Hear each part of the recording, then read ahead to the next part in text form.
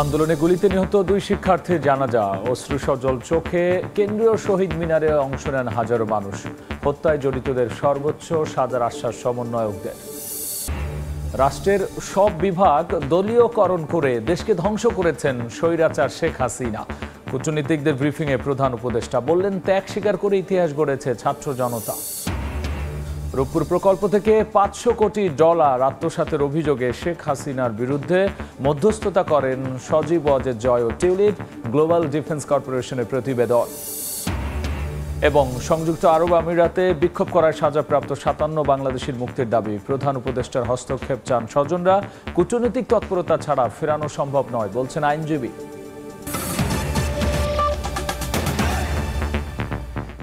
সময় সংবাদের সঙ্গে আছি আমি গোলাম রাব্বি। কেন্দ্রীয় শহীদ মিনারে বৈষম্য বিরোধী ছাত্র আন্দোলনে গুলিতে নিহত মোহাম্মদ রিয়াজ ও ইমনের জানাজা হয়েছে। অশ্রুসজল চোখে জানাজায় অংশ নেন অসংখ্য মানুষ। পরে সমন্বয়করা বলেন, যারা শিক্ষার্থীদের গুলি চালিয়ে হত্যা করেছে মানবতা বিরোধী অপরাধ হিসেবে তাদের সর্বোচ্চ সাজা নিশ্চিত করা হবে। শহীদ পরিবারের দায়িত্ব বর্তমান সরকার নেবে বলেও জানিয়েছেন ক্রীড়া উপদেষ্টা আসিফ মাহমুদ। সরকার পতনের এক দফা দাবিতে কয়েকদিন আগে যেখানে উত্তাল হয়েছিল ছাত্র জনতার ঢল, সেই কেন্দ্রীয় শহীদ মিনারে আজ চিরবিদায়ের সুর। রোববার বাদ জোহর কেন্দ্রীয় শহীদ মিনারে বৈষম্য বিরোধী ছাত্র আন্দোলনে গুলিতে নিহত দুই শিক্ষার্থীর জানাজায় এভাবেই কান্নায় ভেঙে পড়েন সমন্বয়করা। এর আগে ঢাকা মেডিকেল কলেজ হাসপাতাল থেকে চিকিৎসাধীন অবস্থায় নিহত শিক্ষার্থী মোহাম্মদ রিয়াজ ও ইমনের মরদেহ আনা হয় কেন্দ্রীয় শহীদ মিনারে। জানাজার আগে সংক্ষিপ্ত বক্তব্যে আন্দোলনের সমন্বয়ক ও অন্তর্বর্তীকালীন সরকারের যুব ও ক্রীড়া বিষয়ক উপদেষ্টা আসিফ মাহমুদ বলেন, যারা শিক্ষার্থীদের গুলি করে হত্যা করেছে মানবতা বিরোধী অপরাধ হিসাবে তাদের বিচার করা হবে। দীর্ঘমেয়াদে তাদের পরিবারের দায়িত্ব সরকার নেবে এবং যারা আহত আছেন তাদের বর্তমান ধরনের চিকিৎসার দায়িত্ব ইতিমধ্যেই সরকার নিয়েছে। যারা আমাদের ভাইদেরকে শহীদ করেছে, নির্বিচারে গুলি চালিয়েছে, মানবতা বিরোধী অপরাধে তাদেরকে সর্বোচ্চ শাস্তির আওতায় নিয়ে আসা হবে। আমরা আমাদের জায়গা থেকে সর্বোচ্চ চেষ্টা করব যে ভাই হয়ে, সন্তান হয়ে আপনাদের পাশে থাকতে। কেন্দ্রীয় শহীদ মিনারে আসেন নিহত শিক্ষার্থীদের পরিবারের সদস্যরা। প্রত্যেক নিহতের পরিবারকে $1 কোটি করে ক্ষতিপূরণের দাবি জানান গণ অধিকার পরিষদের নেতারা। আমার ভাইকে হারিয়ে আমরা একদম অসহায় হয়ে পড়েছি। আমার মেয়ের এবং আমার ভরণ পোষণ আমার ছেলেই করতো। আমি চাই আপনারা এই বিষয়ে আমাকে একটু তাকিয়ে দেখেন, আর যারা আমার ছেলেকে নির্মমভাবে হত্যা করেছে তাদের আমি বিচার চাই। কেউ চিকিৎসা পাচ্ছে, কেউ সহযোগিতা পাচ্ছে, কেউ কিন্তু পাচ্ছে না। অনতিবিলম্বে নিহতদের তালিকা করে তাদের পরিবারকে ন্যূনতম $1 কোটি করে আর্থিক সহযোগিতা, আহতদের চিকিৎসা প্রদান। গত 4 আগস্ট বৈষম্য বিরোধী ছাত্র আন্দোলনে টাঙ্গাইলে ইমন এবং ঢাকার সায়েন্স ল্যাবে মোহাম্মদ রিয়াজ গুলিতে আহত হন। ঢাকা মেডিকেলে চিকিৎসাধীন অবস্থায় মৃত্যু হয় এই দুই শিক্ষার্থীর। সাদিকুর রহমান, সময় সংবাদ, ঢাকা। গত 4 আগস্ট ছাত্র আন্দোলনের সময় গুলিতে নিহত হন রাজধানীর শান্তিনগরের হাবিবুল্লাহ বাহার কলেজের শিক্ষার্থী আব্দুল্লাহ সিদ্দিক। তার স্মরণে কলেজের নাম ফলক উন্মোচন করেন তার বাবা মা। এ সময় যাদের আত্মত্যাগে এই নতুন বাংলাদেশ, তাদের রাষ্ট্রীয় মর্যাদা চান কলেজের শিক্ষক শিক্ষার্থীরা। বাসার থেকে চলে গেছে, 3টা বাজে খবর পাইছি আমার ছেলে আব্দুল্লাহ হাতে নাকি পায়ে গুলি খাচ্ছে। সন্তান হারানোর বেদনা নিয়ে ক্যাম্পাসে মা। ছাত্র আন্দোলনে গিয়ে আর মায়ের কোলে ফেরা হয়নি আব্দুল্লাহ সিদ্দিকের। সেই কষ্ট বুকে চেপে নিয়ে দিন কাটছে মায়ের। শহীদ মিনার যা দেখে আমার ছেলের ভেতরে পড়ে আসছে মাটিতে। আপনার ছেলের চেহারা দেখেন, আমার ছেলের পা দেখেছি যে আমার ছেলে এইটা, আমার ছেলের পাও দেখছি, পাওয়া ধরে বললাম এটা আমার ছেলে, এটা আমার ছেলে। রোববার দুপুরে শান্তিনগরে হাবিবুল্লাহ বাহার কলেজে আব্দুল্লাহ সিদ্দিক সহ আন্দোলনে নিহতদের স্মরণে দোয়া মাহফিল ও আলোচনা সভায় অংশ নেয় শিক্ষার্থী ও শিক্ষকরা। এ সময় আব্দুল্লাহর নামে ভবনের নাম ফলক উন্মোচন করেন তার বাবা। আমি খুব গর্বিত, আমি নিজ হাতে মাটি দিছি। আমি একটা পাষণ্ড আমি সহ্য করতে পারতেছি না এখনো, যে আমার ছেলের লাশের জন্য আমি কবরে নামবো। 20 টাকা চেয়েছিলাম অনেক দিন, কিন্তু আমাকে দেয় নাই, বলছে যে টাকা বানিয়ে দিচ্ছে। দেশের জন্য যত ত্যাগ করতে পারছে এটাই অনেক যথেষ্ট। প্রতিটি জায়গা থেকে বৈষম্য দূর করা সহ নিহতদের রাষ্ট্রীয় মর্যাদা দেওয়ার দাবি জানানো হয়। স্মরণ সভায় আব্দুল্লাহ সিদ্দিকের বাবা মাকে সম্মানসূচক জাতীয় পতাকা এবং সম্মাননা স্মারক তুলে দেওয়া হয়। গেল 4 আগস্ট আন্দোলনের সময় জিগাতলায় গুলিতে প্রাণ হারান হাবিবুল্লাহ বাহার কলেজের মার্কেটিং বিভাগের শিক্ষার্থী আব্দুল্লাহ সিদ্দিক। এদিকে বিএফ শাহিন কলেজের শিক্ষার্থীরা তাদের সহপাঠী শফিকুদ্দিন আহমেদ আহনাফের স্মরণে তার জায়গাটি ফাঁকা রেখেই পরীক্ষায় অংশগ্রহণ করেন। আহনাফও একই দিনে মিরপুর 10-এ গুলিতে নিহত হন। আল আমিন তুষার, সময় সংবাদ, ঢাকা। রায় জালিয়াতির অভিযোগে সাবেক প্রধান বিচারপতি এবিএম খায়রুল হকের বিরুদ্ধে রাজধানীর শাহবাগ থানায় মামলা করা হয়েছে। সুপ্রিম কোর্টের আইনজীবী মুজাহিদুল ইসলাম মামলাটি দায়ের করেছেন।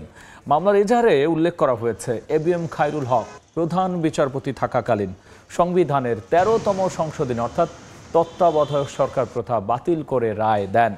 সংক্ষিপ্ত রায়ে 10ম ও একাদশ জাতীয় সংসদ নির্বাচন তত্ত্বাবধায়ক সরকার বহাল রেখে করা যেতে পারে বলে মতামত দেন। তবে অবসরের 16 মাস পর দেয়া পূর্ণাঙ্গ রায়ে তা উল্লেখ না করেই জালিয়াতি করে রায় প্রকাশ করেন উল্লেখ করে মামলাটি দায়ের করা হয়েছে। দেশের সবচেয়ে বড় প্রকল্প রূপপুর পরমাণু বিদ্যুৎ কেন্দ্র নির্মাণে বড় ধরনের অর্থ আত্মসাতের অভিযোগ উঠেছে সাবেক প্রধানমন্ত্রী শেখ হাসিনা ও তার পরিবারের বিরুদ্ধে। যুক্তরাষ্ট্র থেকে পরিচালিত গ্লোবাল ডিফেন্স কর্পোরেশন নামে একটি অনলাইন এক প্রতিবেদনে দাবি করেছে রূপপুর প্রকল্প থেকে $500 কোটি আত্মসাৎ করা হয়েছে। আর এর মধ্যস্থতায় ছিলেন হাসিনা পুত্র জয় এবং শেখ রেহানার মেয়ে টিউলিপ সিদ্দিক। আওয়ামী লীগ সরকারের পতনের পর শেখ হাসিনার দুর্নীতি নিয়ে অন্যান্য খাতের মতো রূপপুর প্রকল্পটি ঘিরেও বড় আলোচনার জন্ম দিয়েছে যুক্তরাষ্ট্র ভিত্তিক সামরিক ও প্রতিরক্ষা খাতে দুর্নীতির অনুসন্ধান করা গ্লোবাল ডিফেন্স কর্পোরেশন নামে একটি প্রতিষ্ঠান। তাদের অনলাইনে প্রকাশিত প্রতিবেদনে বাংলাদেশে পরমাণু বিদ্যুৎ প্রকল্পে অর্থ আত্মসাতের তথ্য তুলে ধরা হয়। অনুসন্ধানী ওই প্রতিবেদনে বলা হয়েছে, রাশিয়ার সহযোগিতায় বিদ্যুৎ কেন্দ্রটি নির্মাণে খরচ ধরা হয় $1265 কোটি, যে ব্যয়কে অতিরঞ্জিত বলে সমালোচনা ছিল বিভিন্ন মহলের। শেখ রেহানার মেয়ে ব্রিটিশ এমপি টিউলিপ সিদ্দিক মালয়েশিয়ার একটি ব্যাংকের মাধ্যমে এই প্রকল্প থেকে $500 কোটি আত্মসাৎ করে বলে প্রতিবেদনটিতে উঠে এসেছে, যাতে দাবি করা হয় প্ল্যান্ট নির্মাণে সহায়তা করা রুশ প্রতিষ্ঠানও এর সঙ্গে জড়িত। টিউলিপ সিদ্দিকের মধ্যস্থতায় রাশিয়ার সঙ্গে রূপপুরের এই চুক্তি করেন তৎকালীন প্রধানমন্ত্রী শেখ হাসিনা। আর এ মধ্যস্থতার বিনিময়ে পাচার করাও অর্থের ভাগ যায় ভাগ্নি টিউলিপ সিদ্দিক, শেখ হাসিনার ছেলে সজীব ওয়াজেদ, ছোট বোন শেখ রেহানা ও পরিবারের কয়েকজন সদস্যের কাছে, এমনটাই উল্লেখ করা হয়েছে গ্লোবাল ডিফেন্স কর্পোরেশনের প্রতিবেদনে। নির্মাণাধীন এই প্রকল্পটির 90% অর্থায়ন হচ্ছে রাশিয়ার ঋণে, আর বাকি 10% যোগান দিচ্ছে সরকার। 1200 মেগাওয়াট করে 2টি ইউনিট থেকে এখানে উৎপাদিত হওয়ার কথা 2400 মেগাওয়াট বিদ্যুৎ, যার প্রথম ইউনিটটি চালু হওয়ার কথা চলতি বছরেই। নিবিড় সাহা, সময় সংবাদ, Dhaka.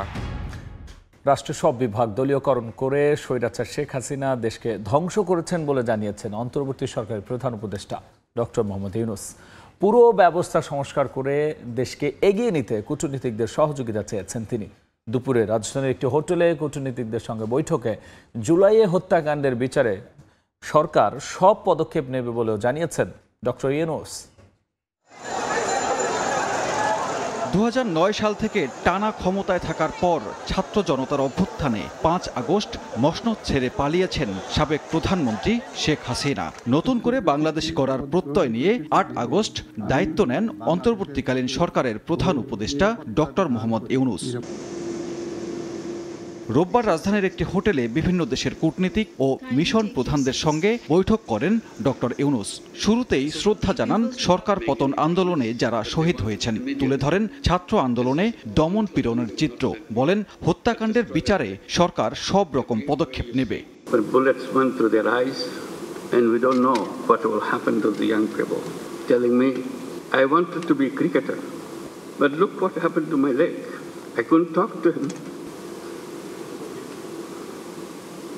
Many such young people, lovely young people. নতুন বাংলাদেশ তৈরিতে সবাইকে পাশে থাকার আহ্বান জানিয়ে সরকার প্রধান বলেন, ক্ষমতা চিরস্থায়ী করতে রাষ্ট্রের সব প্রতিষ্ঠান দলীয়করণ, অনিয়ম, দুর্নীতি করে ধ্বংস করেছে শেখ হাসিনা সরকার। একটি অবাধ, সুষ্ঠু, অংশগ্রহণমূলক নির্বাচনের পরিবেশ সৃষ্টি করতে রাষ্ট্রীয় সংস্কার করা হবে। Sheikh Hasina dictatorship destroyed every institution of the country. Judiciary is broken. Democratic rights suppressed through a brutal decade-and-a-half-long crackdowns in every way. Elections were rigged blatantly. বৈঠক শেষে বিস্তারিত তুলে ধরেন প্রেস সচিব শফিকুল আলম। বলেন, রোহিঙ্গাদের নিজ দেশে ফেরত পাঠাতেও সব দেশের সহযোগিতা চেয়েছেন প্রধান উপদেষ্টা ডক্টর ইউনূস। বাংলাদেশ গভর্নমেন্টের যত সাপোর্ট দরকার। সানবীর রূপল, সময় সংবাদ, ঢাকা। সময় সংবাদে আরও থাকছে। অচল অবস্থা কাটিয়ে 1 মাস পর খুলল স্কুল, কলেজ, বিশ্ববিদ্যালয়। প্রথম দিনে উপস্থিতি কম, বর্তমান সিলেবাস বাতিল করে আগের পাঠ্যক্রমে ফেরার ইঙ্গিত শিক্ষা উপদেষ্টার।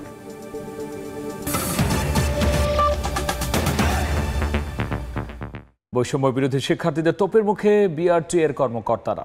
সেবা প্রত্যাশীদের ঘুষ, বাণিজ্য ও হয়রানির অভিযোগের সদুত্তর দিতে পারেননি বিআরটি এর কর্তারা। দেখব তোহা খান তামিমের রিপোর্ট। ভ্যালিডিটিটা কেন 6 মাস কেন দিচ্ছেন? 2 বছর না কেন? কেন ভ্যালিডিটি আপনি কার্ড প্রোভাইড করতে পারছেন সেটা আমি বলি। 6 মাসটা এই কারণে পেছেন না, না আমি পেছেন উত্তর থেকে বলবেন না। ঘুষ, বাণিজ্য, বছরের পর বছর হয়রানি, বিভিন্ন অনিয়মের বিরুদ্ধে সেবা প্রত্যাশীদের প্রশ্নবাণে জর্জরিত বিআরটি এর কর্তা ব্যক্তিরা। বাংলাদেশ রোড ট্রান্সপোর্ট অথরিটি বিআরটিএতে সেবা নিতে আসা ভুক্তভোগীদের অভিযোগ পুরানো। এই যেমন ময়মনসিংহ থেকে আসা এই গাড়ি ব্যবসায়ী। 2021 সালে তার আয়ের একমাত্র সম্বল প্রাইভেট কারের ইঞ্জিন পরিবর্তনে আবেদন করলে শুধু সিল মেরে তারিখ দিয়ে পিছিয়ে দেয় কর্তৃপক্ষ। কাজ তো হয়নি, বরং এর মধ্যে কেটে গেছে প্রায় 4 বছর। ওদিকে ড্রাইভিং লাইসেন্স হারিয়ে বিপাকে মাফিজুর রহমান, তাকেও একইভাবে হয়রানি করা হয় কালক্ষেপণের মাধ্যমে। 1/4/21 আবেদন করি, কিন্তু পর্যায়ক্রমে এই টেবিল থেকে ওই টেবিল ঘোরার কারণে আজকেও আমি আসছি বিআরটিতে। আসার পর আজকেও ডেট দিয়েছে নাম ট্রান্সফারের জন্য এখানে আসছিলাম। তো এখানে আমি সব টাকা জমা দেওয়ার পরে কিন্তু আমার এই রিসিপ্টটা দেওয়া হয়েছে। তো এই রিসিপ্টটা দেওয়ার পরে আমার 4-5 বার ঘুরানো হয়েছে। আমি একজন প্রবাসী হয়ে যদি এরকম হয়রানি হওয়া লাগে, তো আমরা বাংলাদেশে টাকা পয়সা ফাড়ায় কি লাভ?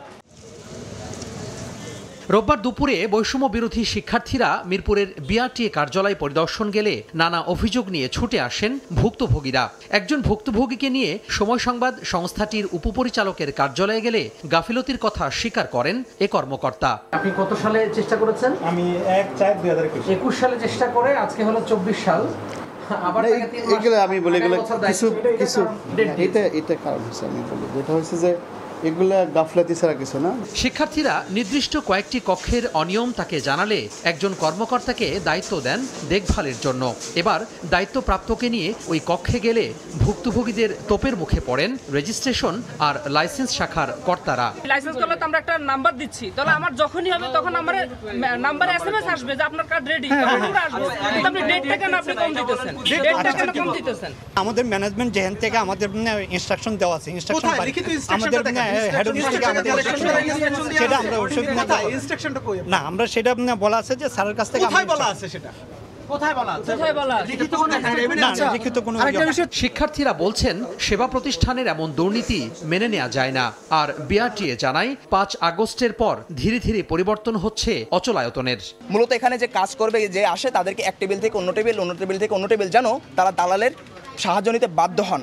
লিস্টগুলো করে ফেলছি। আমার মনে হয় যে এই আগামী 3 সপ্তাহের মধ্যে এই সমস্ত কেসগুলো সলভ হয়ে যাবে। সুষ্ঠু সেবা নিশ্চিতে সেবা প্রতিষ্ঠানগুলোতে কয়েকদিন পর পর পরিদর্শনের কথা জানায় বৈষম্য বিরোধী ছাত্র আন্দোলনের কর্মীরা। তোহা খান তামিম, সময় সংবাদ, ঢাকা। বন্ধ থাকা মেট্রো রেল 7 দিনের মধ্যে চালু হবে বলে জানিয়েছেন সড়ক পরিবহন ও সেতু মন্ত্রণালয়ের উপদেষ্টা ডক্টর মোহাম্মদ ফাউজুল কবির খান। দুপুরে সচিবালয়ে সাংবাদিকদের তিনি বলেছেন, সড়ক ও জনপথের যেসব প্রতিষ্ঠান আগুন বা ভাঙচুর করা হয়েছে সেগুলো সংস্কার করা হচ্ছে। অন্তর্বর্তীকালীন সরকারের সড়ক পরিবহন ও সেতু মন্ত্রণালয়ের উপদেষ্টা হিসেবে দায়িত্ব পাওয়ার পর রোববার প্রথম সড়ক পরিবহন ও মহাসড়ক বিভাগের কর্মকর্তাদের সঙ্গে মত বিনিময় করেন উপদেষ্টা মোহাম্মদ ফাউজুল কবির খান। এ সময় এই বিভাগের বিভিন্ন অনিয়ম ও অসঙ্গতির কথা তুলে ধরে এসব নিরসনে ব্যবস্থা নেওয়ার কথা বলেন তিনি। ব্যয় সংকোচন, কেনাকাটায় স্বচ্ছতা আনা, সড়কে শৃঙ্খলা ফেরানো সহ নানা প্রসঙ্গ উঠে আসে আলোচনায়। এ সময় গাড়ি চালকদের লাইসেন্স নিতে বারবার বিআরটিএতে যাওয়া সহ নানা অনিয়ম নিয়ে ক্ষুব্ধ প্রতিক্রিয়া জানান তিনি। কয়টা লাইসেন্সের আবেদন কতদিনের মধ্যে নিষ্পত্তি হয়েছে, নির্ধারিত তারিখের মধ্যে হয়েছে কিনা এসব যথাসময়ে জানানোর নির্দেশনা দেন সড়ক ও সেতু উপদেষ্টা। আমার ড্রাইভার একটা লাইসেন্স নিতে 7 বার ছুটি নেয়, 7 বার কেন ছুটি নিবে? কয়টা লাইসেন্সের অ্যাপ্লিকেশন পাইছেন এবং ডিসপোজাল কয়দিনের মধ্যে হচ্ছেন আমরা সেটা দেখব। আপনি ড্রাইভিং লাইসেন্স চাইলেই যে আপনি ড্রাইভিং লাইসেন্স দিবেন তা তো না। আপনি বলবেন যে না, আপনি ইউ আর নট কোয়ালিফাইড। পরিবহন খাতে চাঁদাবাজির সঙ্গে জড়িত থাকলে তাৎক্ষণিকভাবে ব্যবস্থা নেওয়ার কথা বলেন তিনি। চাঁদাবাজির কথা বলেন, এই চাঁদা তো এক জায়গায় কালেক্ট হয়, কিন্তু এটা যায় কোথায়? যদি সড়ক পরিবহনের কোনো দফতর কিংবা সড়ক পরিবহন সংক্রান্ত কোনো ব্যক্তি যদি এটার সঙ্গে জড়িত থাকে, আমাদের দেখুন আমরা তাৎক্ষণিক ব্যবস্থা নেব। অগ্নিসংযোগ বা ভাঙচুর হওয়া স্থানে সংস্কার চলছে জানিয়ে এক প্রশ্নের জবাবে বলেন, 1 সপ্তাহের মধ্যেই মেট্রো রেল চালুর চেষ্টা চলছে। লাইনগুলো একটু চেক করতে তো 2-3 দিন 4 দিন সময় লাগবে। এটা 7 দিনের মধ্যে আমরা চালু করার চেষ্টা করব এবং আমি এবং সচিব আমরা নিজেরা যে আপনাদেরকেও আমরা আমন্ত্রণ জানাবো, আমরা এটা ইনশাআল্লাহ চালু করব। কোনোভাবেই উদ্দেশ্যমূলকভাবে কোনো রিপোর্ট না দিতে কর্মকর্তাদের সতর্ক করেন ফাউজুল কবির খান। প্রসূন আশিস, সময় সংবাদ, ঢাকা। 1 মাসের অচল অবস্থা কাটিয়ে স্কুল, কলেজ, বিশ্ববিদ্যালয় খুললেও পুরো দমে চালু হয়নি শিক্ষা কার্যক্রম। সহপাঠী হারানোর যন্ত্রণা নিয়ে স্কুলে আসা ছাত্রছাত্রীদের মুখে এখনও হত্যার বিচারের দাবি। পাঠদানের পরিবেশ স্বাভাবিক হতে আরও কিছুদিন লাগবে বলে মনে করছেন শিক্ষকরা। পাঠাগার বন্ধ ছিল মাঝে 1 মাস, তবে বাড়িতে অলস বসে নয়, বুলেটের মুখোমুখি হয়ে রাস্তায় থেকে উপহার দিয়েছে নতুন এক দেশ।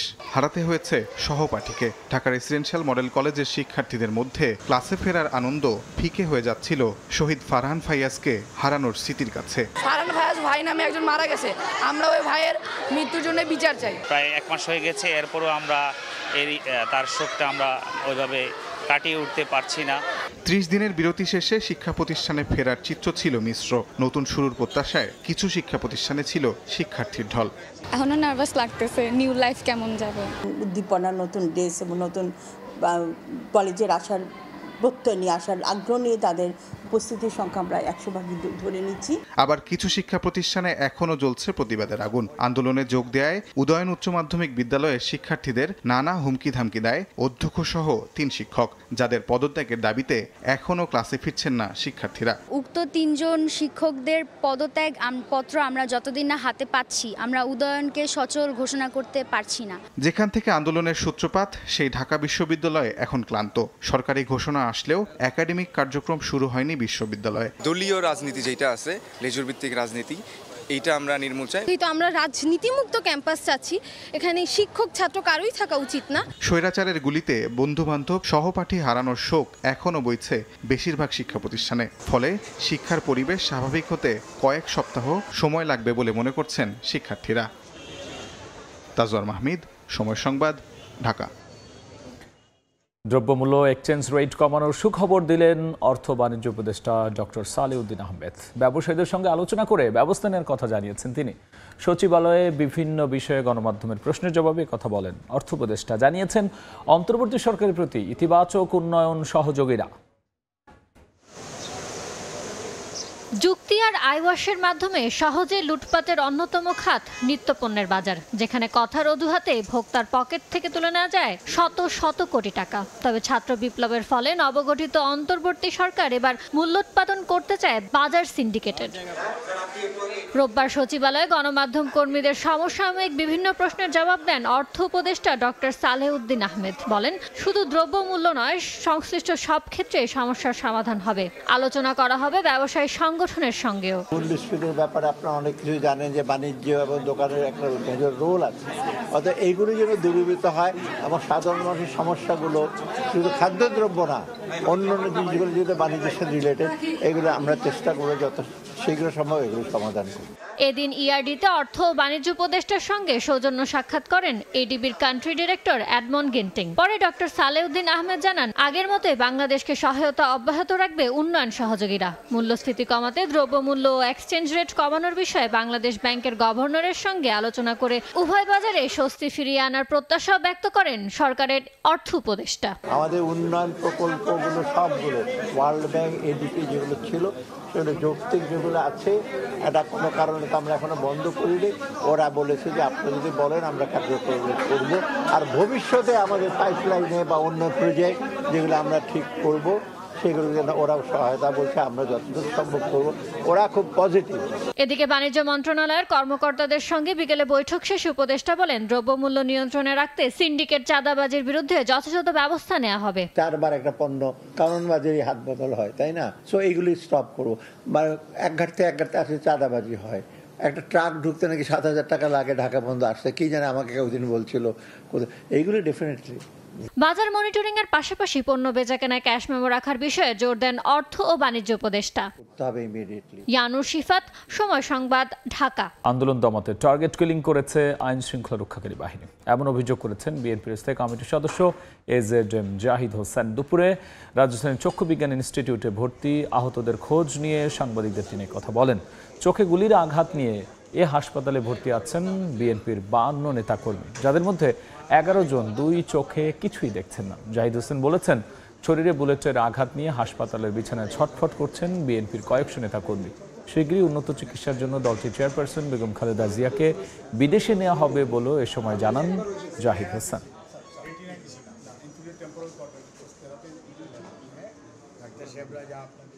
এরা জাতীয় বীর, এরা সত্যিকার অর্থে যেভাবে রাস্তায় নেমে এসেছিল, কাজে ওনাদেরকে আমরা শ্রদ্ধা করি, সম্মান করি। চিকিৎসার ব্যাপারে সরকার যেটি করবে, এর বাইরেও বাংলাদেশ জাতীয়তাবাদী দল তার নিজস্ব উদ্যোগে চিকিৎসার ব্যাপারে আমাদের যা যা করণীয়, আমাদের সামর্থ্য অনুযায়ী আমাদের দল সে অনুযায়ী তাদেরকে সহযোগিতা করবে। 6 বছর পর দেশে ফিরলেন প্রবীণ সাংবাদিক শফিক রেহমান। দুপুরে বাংলাদেশ বিমানের একটি ফ্লাইটে যুক্তরাজ্য থেকে হযরত শাহজালাল আন্তর্জাতিক বিমানবন্দরে অবতরণ করেন তিনি। এ সময় তার সঙ্গে ছিলেন স্ত্রী তালিয়া রহমান ও বিএনপি নেতা মিজানুর রহমান ভূঁইয়া মিল্টন। বিমানবন্দরে তাদের ফুলেল শুভেচ্ছা জানান সাংবাদিক নেতা এবং বিএনপি ও অঙ্গ সংগঠনের নেতাকর্মীরা। আওয়ামী লীগ সরকারের আমলে মামলা ও হয়রানির মুখে 2018 সালে দেশ ছাড়েন শফিক রেহমান। ঢাকায় নেমে আবেগাপ্লুত প্রবীণ এ সাংবাদিক সবাইকে বিজয়ের শুভেচ্ছা জানান। আন্দোলনে ক্ষতিগ্রস্তদের পুনর্বাসনের তাগিদ দেন তিনি।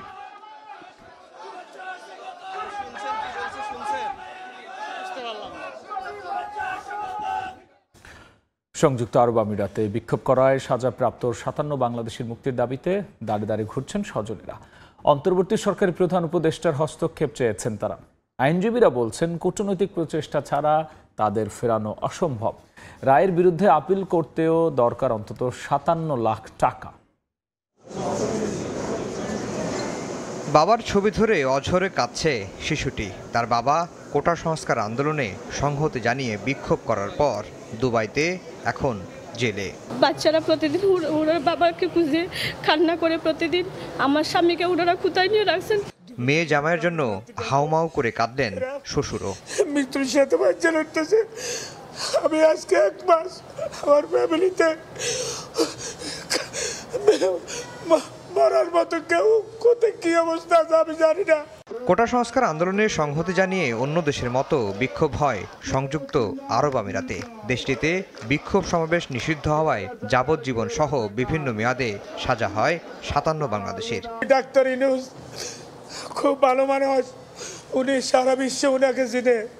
আমি ওনার কাছে সাহায্য করি, ক্ষমা চাচ্ছি। উনার একটা টেলিফোনে আমাদের এই বাংলাদেশে ইনশাআল্লাহ আল্লাহর রহমতে আমরা ওই ছেলেমেয়েকে আবার ফিরে পাবো। আইনজীবীরা বলছেন, শুধু দুবাইয়ের 57 জনই নয়, মধ্যপ্রাচ্যের কয়েকটি দেশে আটকে আছে অনেক বাংলাদেশি। এজন্য দরকার কূটনৈতিক প্রচেষ্টা। দুবাই যিনি consul general BM Jamal Hossain, উনি কিন্তু সবচেয়ে দায়ী ব্যক্তি, যিনি এই 57 ব্যক্তির কনভিকশনের জন্য দায়ী, কোনো ধরনের লিগ্যাল সাপোর্ট দেন নাই। এই বিষয়টা ডিপ্লোম্যাটিক ওয়েতে আমাদের সমাধান ছাড়া অন্য কোনো উপায় নেই। যদিও এরই মধ্যে সাজাপ্রাপ্ত 57 বাংলাদেশিকে মুক্ত করতে একজন আইনজীবী নিয়োগ দিয়েছে অন্তর্বর্তীকালীন সরকার। রায়ের বিরুদ্ধে আপিল করতে হলে দরকার অন্তত 57 লাখ টাকা। আফজার হোসেন, সময় সংবাদ, ঢাকা। এবার জানাবো খেলার খবর। নভেম্বরের ফিফা উইন্ডোতেই লেস্টার সিটির হামজা চৌধুরী বাংলাদেশের হয়ে খেলার সম্ভাবনা রয়েছে বলে জানিয়েছেন বাফুফের সাধারণ সম্পাদক ইমরান হোসেন তুষার। এদিকে সেপ্টেম্বর উইন্ডোতে ভুটানের বিপক্ষে 2টি প্রীতি ম্যাচ খেলবে বাংলাদেশ। ইতিবাচক ফলাফল হলে র্যাঙ্কিংয়ে এগিয়ে যাওয়ার সঙ্গে এএফসি এশিয়ান কাপের বাছাইয়ে তুলনামূলক সহজ প্রতিপক্ষ পাবে লাল সবুজ। তবে হোম ম্যাচ আয়োজন করতে চাইলেও চলমান পরিস্থিতিতে অ্যাওয়ে ম্যাচ খেলতে হতে পারে জামাল ভুঁইয়ার দলকে। ইংলিশ প্রিমিয়ার লিগের ক্লাব লেস্টার সিটির হামজা দেওয়ান চৌধুরী খেলবেন বাংলাদেশের জার্সিতে। এ নিয়ে ফুটবল পাড়ায় দীর্ঘদিন ধরেই চলছে আলোচনা। আশায় বুক বেঁধে আছেন দেশের লাখো ফুটবল প্রেমীরা। তবে কবে যোগ দিবেন বাংলাদেশি বংশোদ্ভূত এই ফুটবলার তা নিয়ে রয়েছে ধোঁয়াশা। পাসপোর্টের জন্য আবেদন করেছেন বেশ কম মাস আগেই, জানা যাচ্ছিল না কোনো আপডেট। অবশেষে বাফুফের সাধারণ সম্পাদক শোনালেন হামজাকে নিয়ে আসার কথা। লরের মাধ্যমে যোগাযোগ করে, যে আপনি যদি জানেন ওদের এজেন্ট আছে, তারা এই যোগাযোগ রাখছে। আমরা একটা ভালো কিছু আপনাদের অতি সত্বর বলতে পারবো, যে আমার পজিটিভ কিছু অতি সত্বর জানাবো। এই উইন্ডোতে আসলে পসিবল হবে না, বাট আমি আশা করি যে নভেম্বর উইন্ডোর আগে সব ফিফা থেকে যে আমরা পজিটিভ পাই, আমরা ইনশাল্লাহ নভেম্বর উইন্ডোতে আমরা খেলতে পারবো। এদিকে আগামী বছর এএফসি এশিয়ান কাপের বাছাই খেলবে বাংলাদেশ জাতীয় ফুটবল দল। এর আগে ভুটানের বিপক্ষে 2টি প্রীতি ম্যাচ খেলার কথা রয়েছে লাল সবুজের, যেখানে ইতিবাচক ফলাফল হলে র্যাঙ্কিংয়ে এগিয়ে যাওয়ার সঙ্গে এএফসি এশিয়ান কাপের বাছাইয়ে তুলনামূলক সহজ প্রতিপক্ষ পাবে কাবরেরার শিষ্যরা। তবে বাফুফের চিন্তা ম্যাচ আয়োজনের ভেন্যু নিয়ে। আমাদের আসলে এএফসি এশিয়ান কাপ ভালো করার জন্য আমাদের র্যাঙ্কিংটা ভালো করতে হবে। প্রাথমিকভাবে এখনও যে বাংলাদেশে করার জন্য আমরা চেষ্টা করছি, বাট আমাদের অপোনেন্ট টিমের পারমিশনটাও দরকার। তাদের সাথে কথা বলে আমরা হয়তো সোমবারের পর জানাতে পারব। সেপ্টেম্বর উইন্ডোতে ভুটানের বিপক্ষে 2টি প্রীতি ম্যাচ খেলবে বাংলাদেশ। তবে দেশের এমন পরিস্থিতিতে দীর্ঘদিন ধরে অনুশীলনের বাইরে ফুটবলাররা, তাই দ্রুত অনুশীলনের পরিবেশ তৈরি করার দাবি ফুটবলারদের। তামিম হোসেন, সময় সংবাদ, ঢাকা। এ পর্যায়ে শীর্ষ সংবাদ জানিয়ে দিচ্ছে আরও একবার।